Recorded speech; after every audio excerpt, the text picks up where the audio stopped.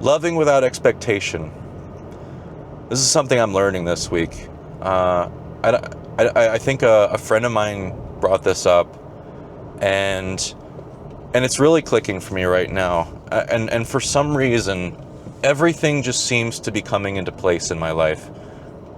You know, when we love or do things out of love, do you ever like ask yourself, like, what am I getting out of this? What am I getting out of this person? And you know, you don't realize it, but by doing that, you're actually shooting yourself in the foot.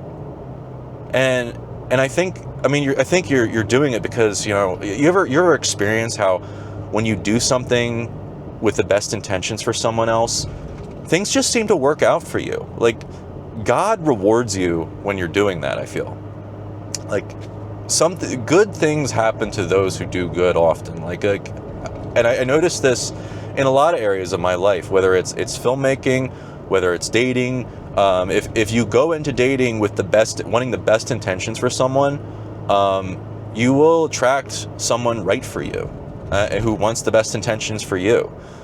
When you go into making films, trying to make the best film you can for your audience and for the world, in terms of meaning and not being nihilistic, you want there to be passion behind it. You want it to be honoring God. The more positive intention you have behind something, the more likely it is to work out in your favor. And I've always noticed that. And I don't know what it is this week, but like, you know, whether it's, you know, going canoeing finally with my uncle. We've talked about that since I was a kid. We tried as a kid.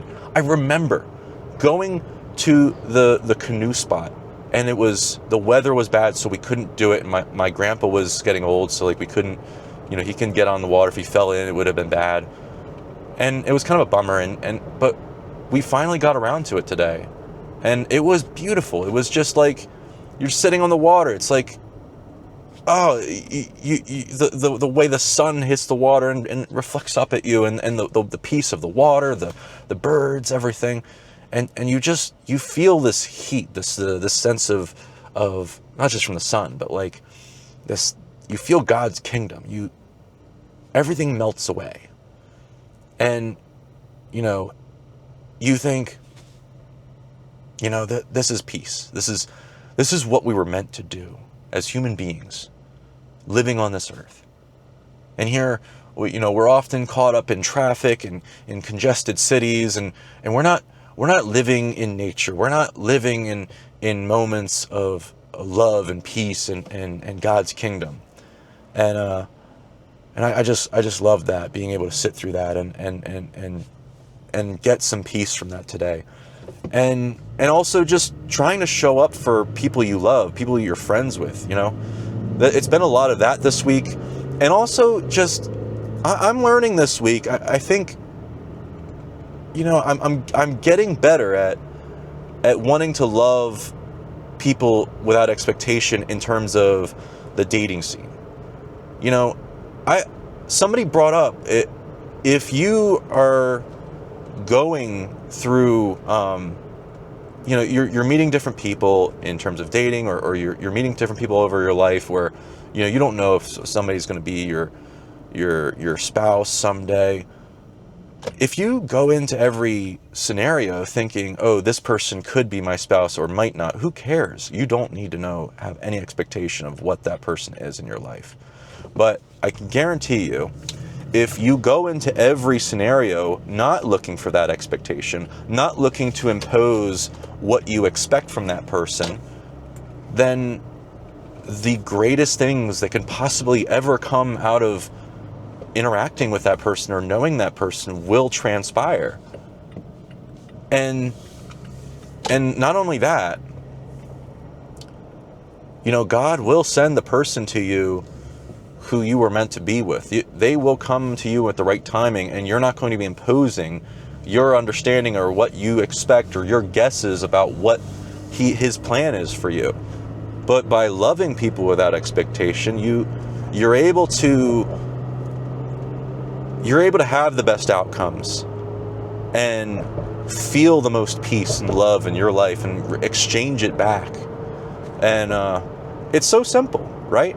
You know, I think there's so much wiring in my brain from, I'd say, high school.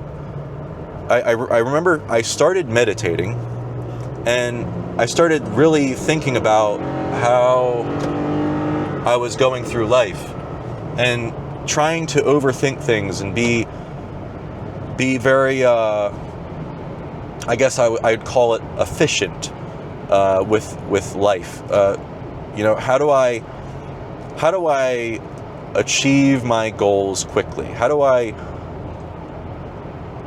go through life smart? And I often thought, like, okay, you have to look for, why are you doing something? Why am I showing up for this person when they're not likely to do this for me? You cannot think that way. But I trained myself to think that way unknowing that it was the wrong way of looking at things.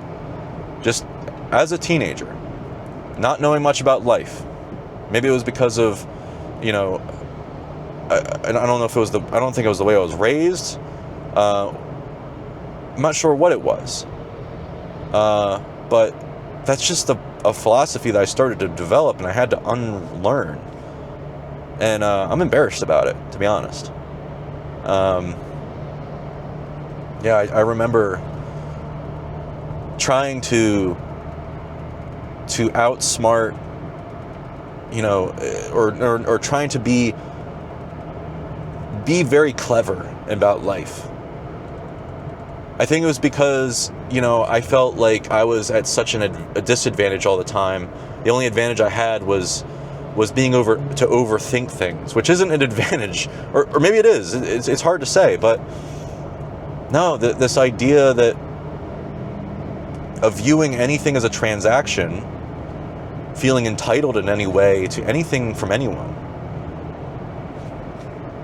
it's not a good way of going through life. And I'm grateful that I'm blessed that I know this now. And it took me a long time to figure it out. But, you know, I am grateful for it, and I wanted to share this because I am employing it in my life right now, loving without expectation.